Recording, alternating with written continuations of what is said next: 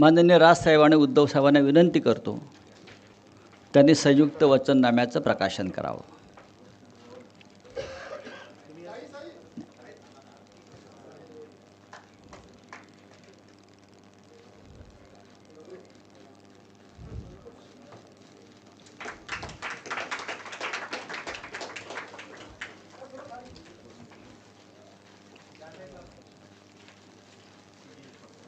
धन्यवाद. जय महाराष्ट्र.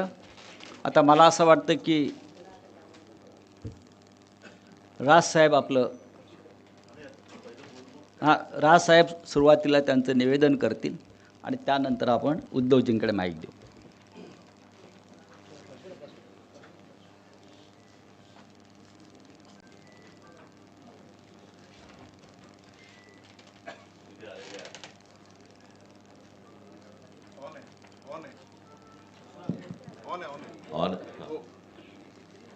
इथे आलेल्या सर्व पत्रकार बांधवांचं भगिनींचं मी इथे स्वागत करतो.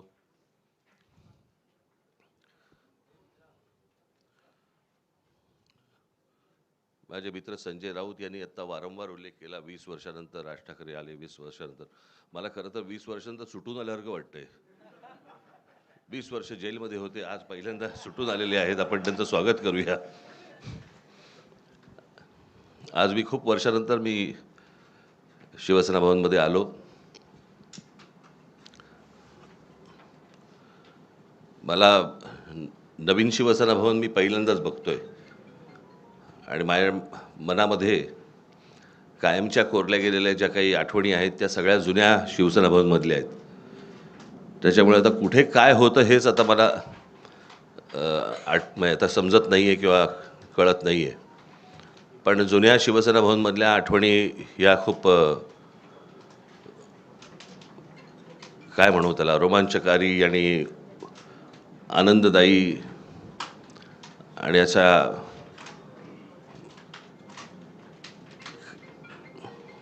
त्या आठवणींना म्हणजे मी तुमच्यावर जर बसलो मी तर इतक्या गोष्टी मला तुम्हाला सांगता येतील पूर्वीपासूनच्या. म्हणजे त्या 77 साली मला असं वाटतं शिवसेना भवन झालं आणि 77 सालीच त्यावेळेला ती जनता पक्षाचं सरकार आलं होतं आणि मग इथून तिकडे ती सभा ह्यांची आटपल्यानंतर इथे शिवसेना भवनवरती दगडफेक झाली होती. त्यावेळेला काय काय झालं तेव्हापासूनच्या त्या सगळ्या जुन्या आठवणी आहेत. पण आता मी त्या आठवणीमध्ये रमत नाही. आज इथे शिवशक्तीचा आज शिवसेना, महाराष्ट्र नवनिर्माण सेना आणि राष्ट्रवादी काँग्रेस यांचा मिळून एक संयुक्त जाहीरनामा इथे प्रकाशित आज तुमच्यासमोर करत आहोत.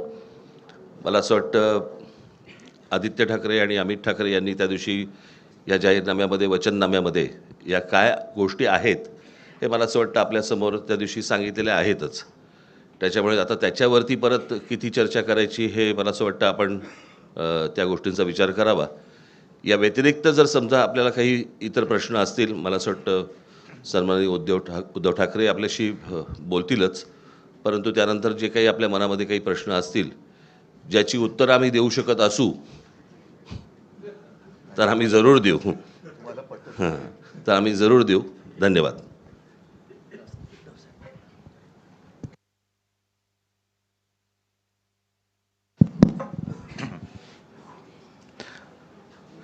नेहमीच शिवसेना भवनमध्ये प्रवेश करताना आपल्यापैकी बरेच जण खाली उभे असतात आणि त्यांना काही ना काहीतरी मला विचारायचं असतं.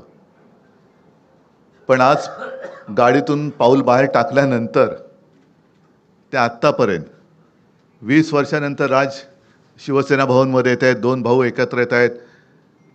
आपल्याला काय वाटतं, कसं पाहता आपण ह्याच्याकडे? म्हटलं अरे येऊ तर दे, मग पाहतो ना. साहजिकच आहे, आनंद आहे. एक संपूर्ण महाराष्ट्रामध्ये नवं चैतन्य सळसळतं आहे आणि आज आपल्या सर्वांसमोर शिवशक्तीचा वचननामा आम्ही जनतेच्या चरणी सादर करतो आहोत.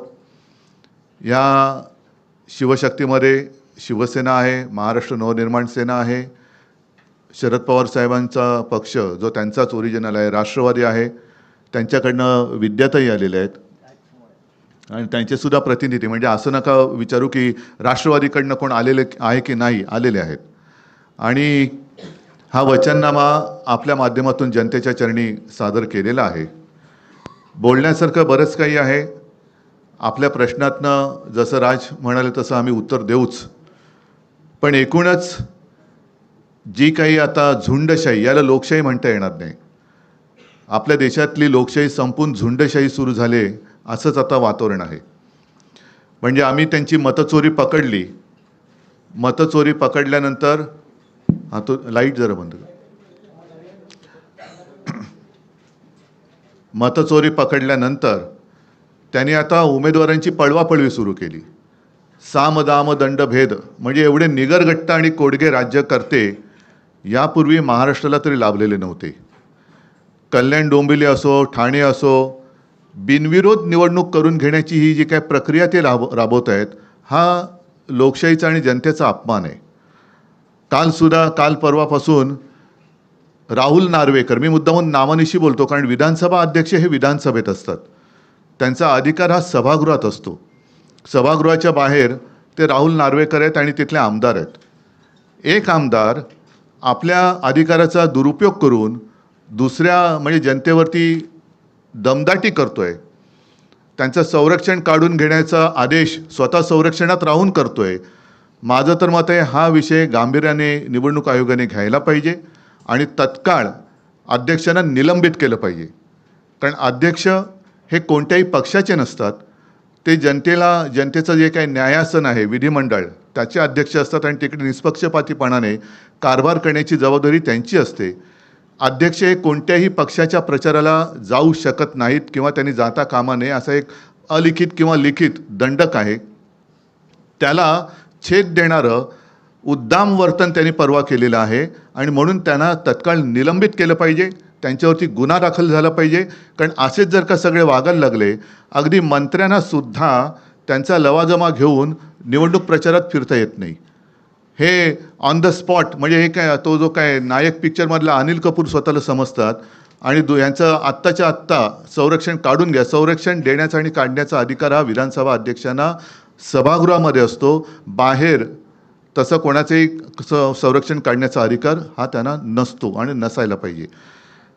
एकूण काय की निवडणुकीमध्ये दमदाटी करून जिथे जिथे बिनविरोध निवडणुका झाल्यात, हे मला असं वाटतं निवडणूक आयोगाचं थोडंसं नाटक आहे की त्यांचा निकाल त्यांनी राखून ठेवलेला आहे. शेवटी ते त्यांच्याच वळचणीला जाणार आणि ते जाहीर करणार, पण तिथल्या मतदारांना मतदानापासून त्यांनी वंचित ठेवलेलं आहे.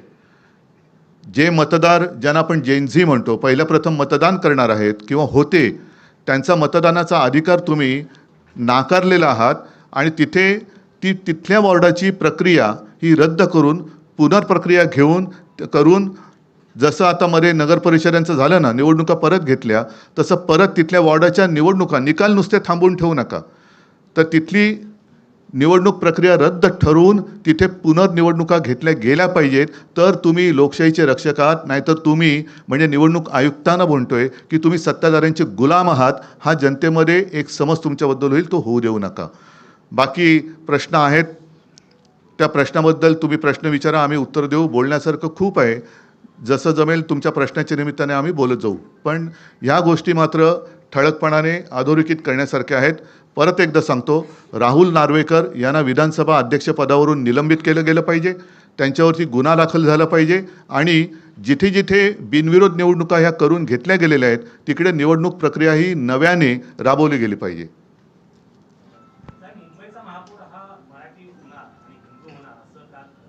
मला असं वाटतं की त्यांनी हा जो काही विचार सुरू केला, काल एक त्यांचा कुठला रे वरळीला डोम, तिथे सगळे डोमकावळे जमले होते आणि तिथे मी डोमकावळे एवढ्यासाठी म्हणालो, जे मराठी होणार हिंदू होणार म्हणतायत ते शिवसेनेतलेच बरेचसे गद्दार तिकडे गेले होते. ते कोण आहेत धर्माने? ज्यांना शिवसेनेने मोठं केलं ते धर्माने कोण आहेत? मुंबईचा महापौर हा मराठीच होणार. आत्तापर्यंत हा मराठीच शिवसेनेने महापौर केलेला आहे, पण भारतीय जनता पक्ष आमच्यासोबत असताना त्यांनी उपमहापौर काय केले होते हा त्यांनी स्वतःला प्रश्न विचारावा. मुख्यमंत्री असं म्हणतायत की त्यांनी महायुतीने केलेल्या प्रकल्पांचं श्रेय चोरलं जातंय आणि ते लोकांसमोर मांडलं जातंय. मी हा प्रश्न एक चांगला आहे. आम्ही साधी कामं केलेली आहेत. आम्ही मुंबईमध्ये 25 वर्ष खूपच साधी कामं केलेली आहेत आणि आम्ही ते होर्डिंगवरती दाखवतोय आता. होय, हे आम्ही केलं. ह्याच्यामध्ये काय आहे की साधं कोस्टल रोडचं काम केलेलं आहे, साधं मध्यवैतरणा धरण बांधलेलं आहे, कोरोनामध्ये साधी कामं केलेली आहेत. त्यांनी आमच्या छोट्या कामांचं श्रेय घेण्यापेक्षा त्यांनी जी काही कामं केलेत, म्हणजे मोदीजींनी कैलास पर्वत बांधलेला आहे, स्वर्गातून गंगा त्यांनी आणलेली आहे, अरबी समुद्र इंडियानी केलेलं आहे, ही कामं त्यांची मागे पडत आहेत. तर आम्ही केले. आता म्हणजे मी येताना पाहिलं, जो रिगलच्या इथे हिंदू हृदय सम्राट शिवसेना प्रमुखांचा पुतळा आहे, जी जागा आम्ही सिलेक्ट केली, तो पुतळा माझ्या देखरेखीखाली तयार झाला, त्याचा संपूर्ण खर्च आम्ही केला, तेही श्रेय मिंदे घेतोय. तर आमची छोटी कामं आहेत, पण केवढी मोठी कामं तुम्ही केलेत. कैलास पर्वत मोदीजीने बांधले, का नाही तुम्ही सांगत?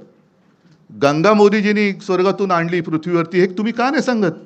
अरबी समुद्र देवेंद्र फडणवीस आणि मिंद्यांनी केलं. ज्या अरबी समुद्रात शिवस्मारकाचं जलपूजन मोदीजींनी केलं होतं, ते पाण्यातलं शिवस्मारक काढणार कधी बाहेर?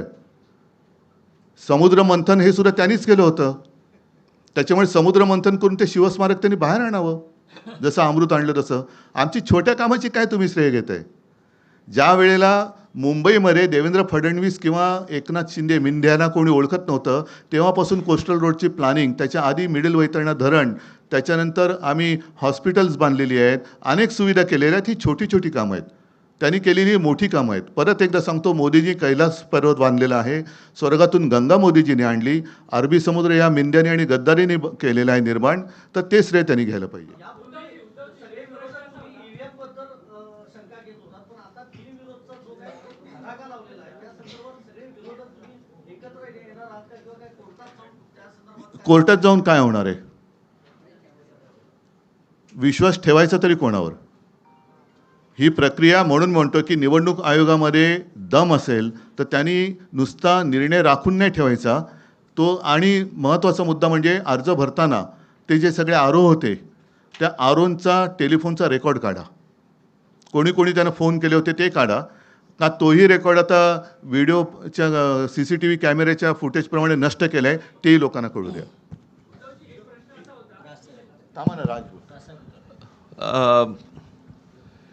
एका गोष्टीची मला असं वाटतं मी आठवण करून देणं खूप गरजेचं आहे, आणि की अशा प्रकारच्या बिनविरोध या स्थानिक स्वराज्य संस्थांच्या निवडणुकांमध्ये बिनविरोध असं पश्चिम बंगालमध्ये झालं होतं. त्या गोष्टींबद्दल कोर्टामध्ये, म्हणजे सुप्रीम कोर्टामध्ये भारतीय जनता पक्ष गेला होता. कळलं का? आता त्या पक्षाचं आत्ताच्या या महाराष्ट्रातल्या गोष्टींबद्दलचं काय म्हणणं आहे हे एकदा तरी सांगावं. म्हणजे पश्चिम बंगालमध्ये तुम्हाला चालत नाहीत आणि महाराष्ट्रामध्ये तुम्ही करतात. मला या सगळ्या गोष्टींमध्ये फक्त एकच सांगायचं आहे आपल्याला सगळ्यांना, आणि त्याही राजकीय पक्षांना पण मला हेच सांगायचं आहे की सत्ता, ह्या सत्तेचा अमरपट्टा घेऊन कोणीच आलेलं नाही आहे. आज तुम्ही ज्यावेळेला सत्तेमध्ये आलात त्यावेळेला काँग्रेसने हे केलं, काँग्रेसने हे केलं, काँग्रेसने असं केलं म्हणून आम्ही असं करतोय, असं ज्यावेळेला तुम्ही सांगता, उद्या जेव्हा तुम्ही जाल आणि तुम्ही जे पायंडे पाडून ठेवलेले आहेत त्याच्या दामदुपटीने ज्यावेळेला पुढे सुरू होईल त्यावेळेला कोणाकडे तक्रार करू नका. याचं कारण आत्ता आपण जे काय करतो आहोत, तर जर समजा त्यांना वाटत असेल की आम्ही सत्तेतनं कधीच बाजूला होणार नाही आहोत, तर आम्हाला असं वाटतं हा भ्रम त्यांचा दूर झाला पाहिजे. आणि उद्या ज्या वेळेला सत्ता परिवर्तन होईल आणि ज्या वेळेला दुसरे येऊन, ज्यावेळेला याहून वाईट ज्यावेळेला होईल, त्यावेळेला आपण काय करणार आहोत याचा विचार मला असं वाटतं सत्ताधाऱ्यांनी त्यावेळेला करणं गरजेचं असतं. आपण करत असलेली एखादी कृती आपण चुकीचे पायंडे पाडत नाही आहोत ना, याचं भान मला असं वाटतं राज्यकर्त्यांकडनं सुटलं की मग पुढे काय होतं हे आज आपण पाहतो आहोत. मला असं वाटतं जे राज्यामध्ये लोक आहेत त्यांनी या गोष्टींचा नीट विचार करणं आवश्यक आहे. आपण काय पसरवतोय, आपण काय टाकतोय या राज्यांमध्ये. मी गेले 10 वर्ष, अनेक वर्ष मी तुम्हाला सांगतोय की या महाराष्ट्राचं हे UP बिहार करतायत. उत्तर प्रदेश, बिहारमध्ये ज्या प्रकारचं राजकारण केलं जातं आहे त्या प्रकारचं राजकारण, महाराष्ट्र हा वेगळा सुसंस्कृत महाराष्ट्र आहे. मी नेहमी सांगतो की महाराष्ट्राने देशाला दिशा दाखवलेली आहे. आणि अशा परिस्थितीमध्ये महाराष्ट्राचं अशा प्रकारे वाटोळं करणं, महाराष्ट्रातल्या येणाऱ्या पुढच्या पिढ्यांचं वाटोळं करणं, महाराष्ट्रामध्ये जे येऊ इच्छितात राजकारणामध्ये त्यांची विचारसरणी बदलणं, हे मला असं वाटतं महाराष्ट्रासाठी आणि महाराष्ट्राच्या भवितव्यासाठी घातक आहे. ह्या सगळ्या गोष्टींचा विचार मला असं वाटतं राजकीय पक्षांनी करणं गरजेचं आहे. आज जर आपण ह्या गोष्टींना प्रोत्साहन दिलं तर पुढे आपल्या वाट्याला काय येणार आहे हे फक्त ओळखून घ्यावं.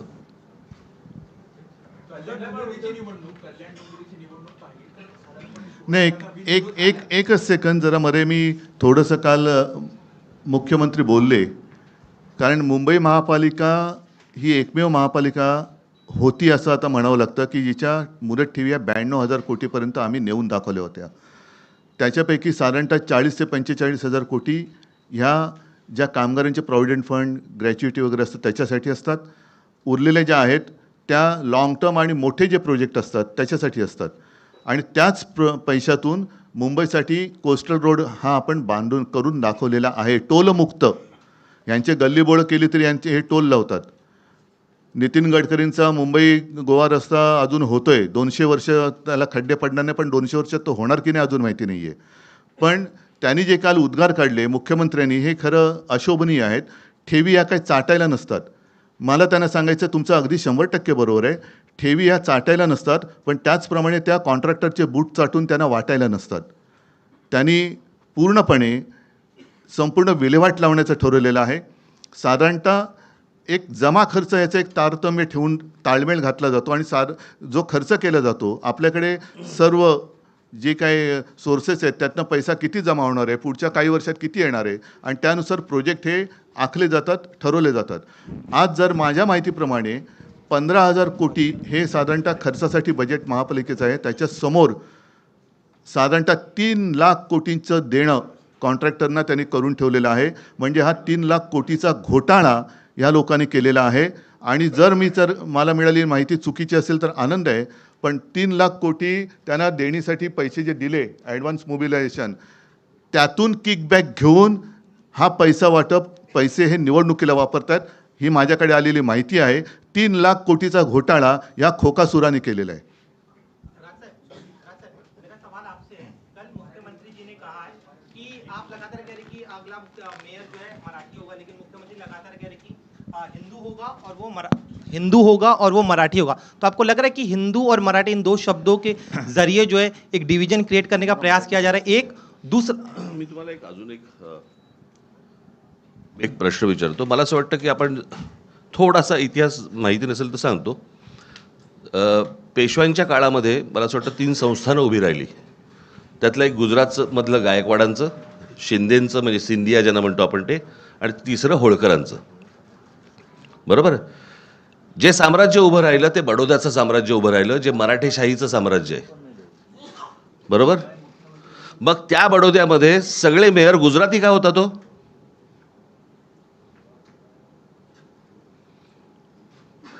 हा महाराष्ट्र आहे. महाराष्ट्रामधल्या प्रत्येक शहरामधला महापौर हा मराठीच होणार. इथे कसलं हिंदू मराठी करताय तुम्ही?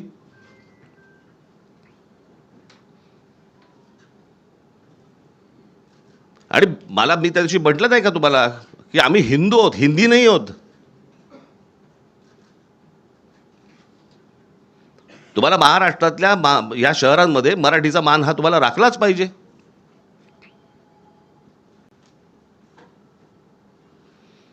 त्याच्यामुळे आमचा जो महापौर होईल तो मराठीच होणार. मुंबईचा महापौर मराठीच होणार. या प्रश्नाला एकच आहे, याचा अर्थ भाजपा मराठी माणसाला हिंदू नाही का समजत? मराठी माणसाला हिंदू नाही समजत? मराठी जसं राज म्हणाला तसं आम्ही मराठी आहोत, अस्सल हिंदूच आहोत. आणि अगदी संयुक्त महाराष्ट्रापासून जो मुंबईसाठी लढा दिला गेला त्याच्यामध्ये आत्ताचा भाजप किंवा तेव्हाचा जनसंघ हा कुठे होता? हा कधी मराठी माणसांच्या आणि हिंदूंच्या बाजूने उभा राहिला आहे? उद्धव सर बोला. एक मिनिट.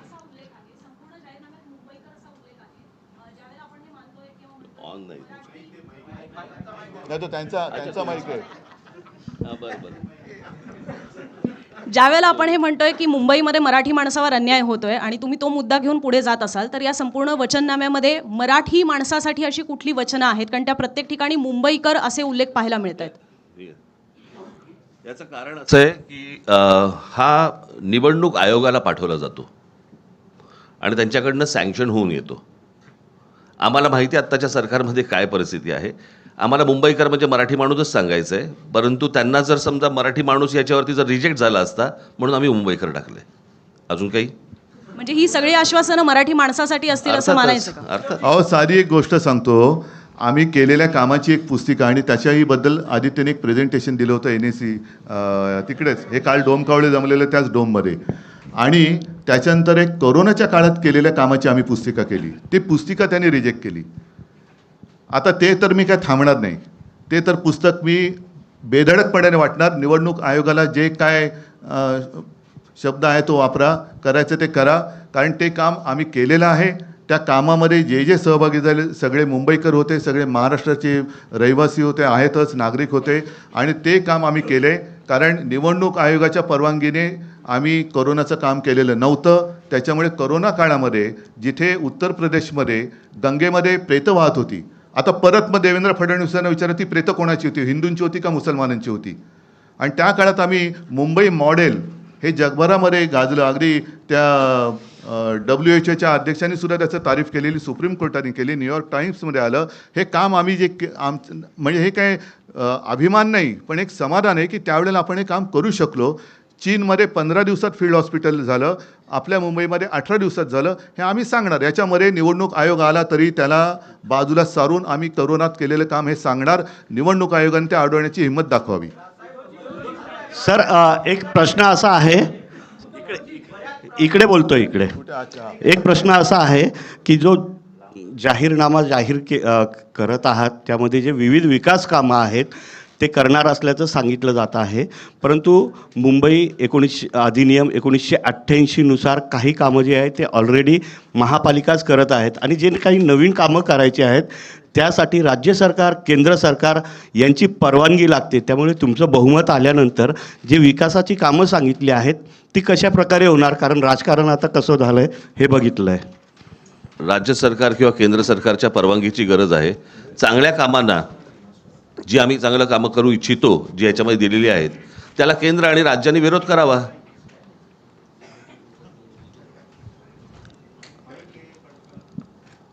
समजलं का की इकडे तिकडे बघत होतस तू? प्रश्न विचारता आणि इकडे तिकडे बघत बसता रे, स्वतःही ऐकत नाही. उद्धवजी एक प्रश्न आहे. थांब रे जरा थांब, कुठे चाललोय का? अरे एक मिनिट, त्याला तुला मी काय बोललो हे समजलं का? हां हां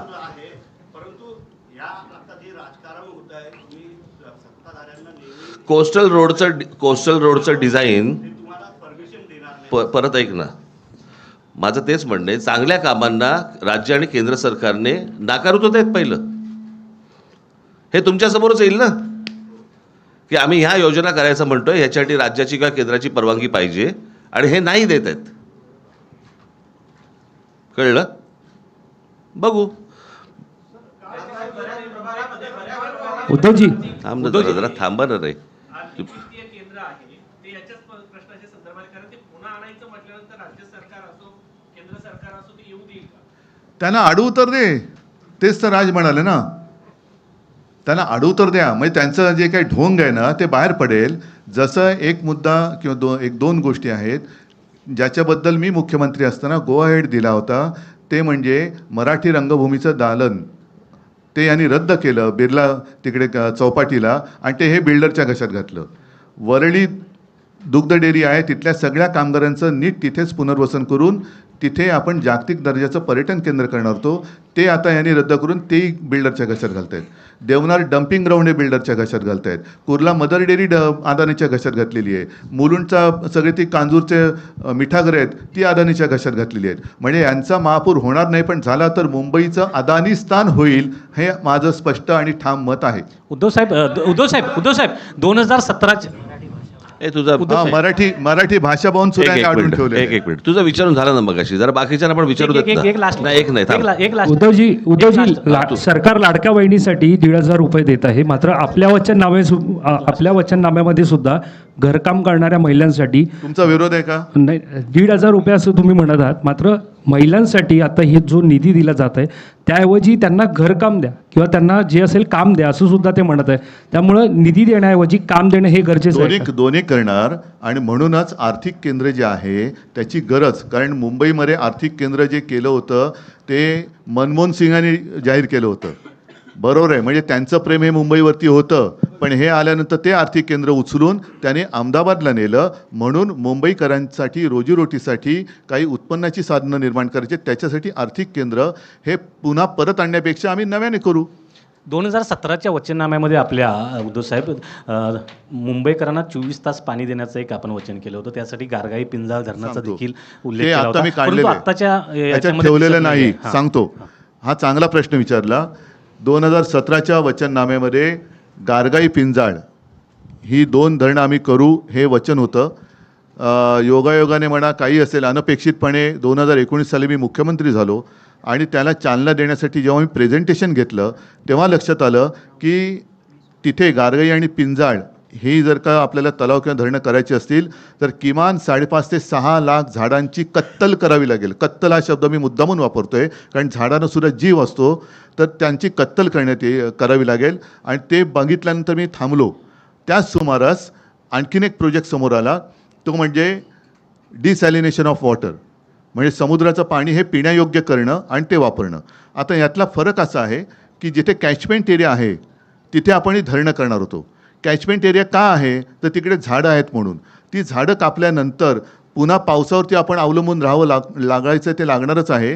तो होणारा खर्च, तिथून इथे पाणी आणण्याचा खर्च, त्यापेक्षा समुद्राचं पाणी आपल्याला पावसावरती अवलंबून राहावं लागणार नाही.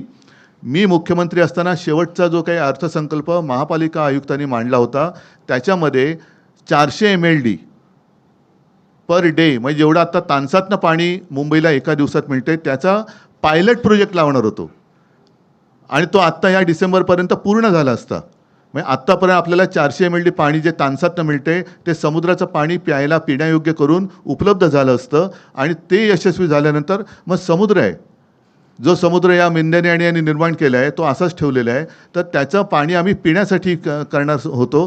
तो प्रोजेक्ट त्यांनी मारून टाकला आणि परत कॉन्ट्रॅक्टरसाठी गारगाई पिंजाळ म्हणजे पर्यावरणाचा ऱ्हास, आरेमध्ये जे आम्ही करत होतो आरेचं जंगल तसंच ठेवून कांजूर मार्गला मेट्रोची शेड करणार होतो. आता त्यांनी आरे पण वापरतायत, कांजूर पण वापरतायत. हा सगळा विध्वंस आहे. हा कॉन्ट्रॅक्टरसाठी चाललेला हा मोठा घोटाळा आहे.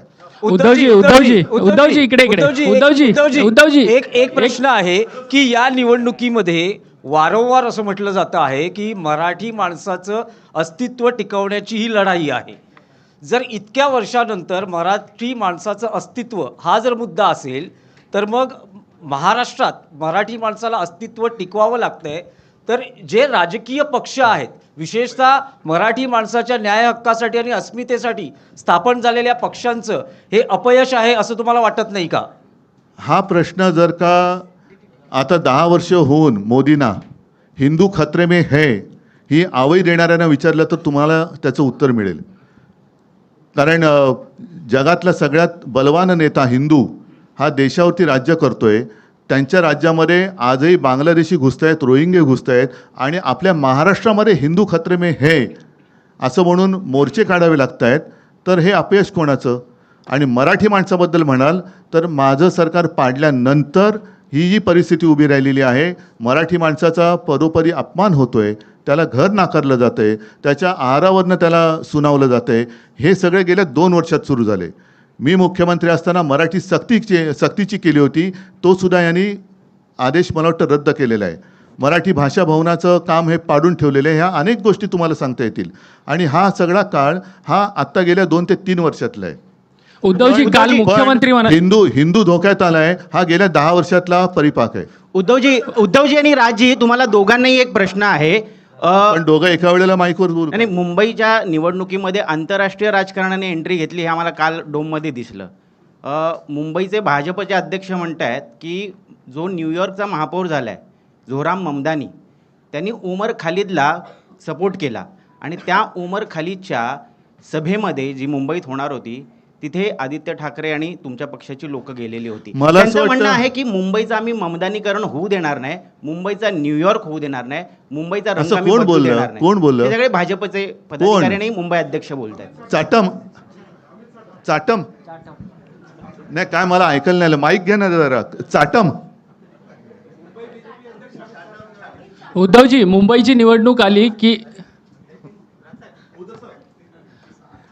उद्धवजी मुंबईची निवडणूक आली की मुंबई तोडली जाणार अशी चर्चा सुरू होते. त्याबद्दल आपल्याला काय वाटतं असं मी आपल्याला विचारतो. याचं कारण म्हणजे काल मुख्यमंत्री म्हणाले की मी मुंबईत वरून डोळे फाडून फाडून बघितली, कुठेही मला सरकलेली दिसली नाही. आणि जे सातत्याने अशा पद्धतीचा प्रश्न उपस्थित करतात त्यांची बुद्धी सरकलेली आहे. मुंबईकर येत्या निवडणुकीत आणखीन काहीतरी त्यांचं फाडणार आहे.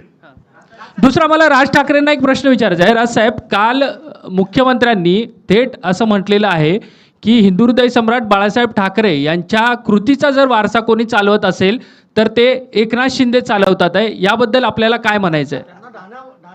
ढाण्या वाघ असं देखील म्हणाले. राजसाहेबांकडून उत्तर अपेक्षित आहे. ठाण्या पण नाही तर ढाण्या कुठून येणार? मला उद्धव अरे थांब, राजला विचारलं मी उत्तर देतो.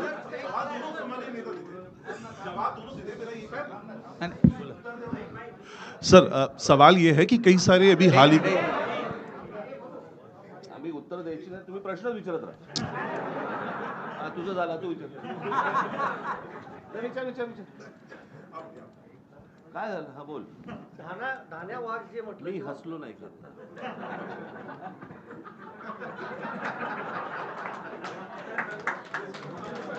मी हसलो ना. बाईकवर असा मी तर शांतपणे हसलो. संजय राऊत जोरात हसले. हे त्याचं उत्तर. ते मागच्या थांब, आता ते आहे ना.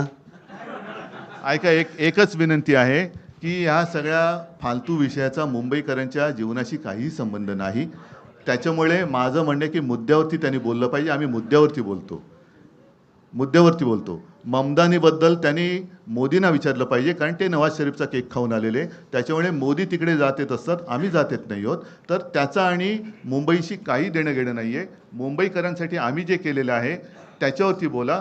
ते जर काही करू शकत असतील तर त्याच्यावरती बोला. या फालतू बाजपळ त्यांच्या प्रचारामध्ये मुंबईकरांना काही मिळणार नाही. उद्धव सर इसी सवाल मी एक प्रश्न तुम्हालाच विचारतो. पुढे पण काय काय गोष्टी ऐकायच्या आहेत ना रे तुम्हाला? आज 5 किती तारीख आहे? आज 4 तारीख आहे. अजून पुढे पण आहेत, पुढे सभा आहेत. सभांमधनं पण तुम्हाला अनेक गोष्टी ऐकायला मिळणार आहेत. एकाच पत्रकार परिषदेमध्ये सगळेच जर प्रश्न तुम्ही विचारायला लागलात, कशासाठी करताय ते? आज त्या वचननाम्याचं मला असं वाटतं आज जाहीर करणं होतं, तेवढ्यापुरता तो विषय ठेवा.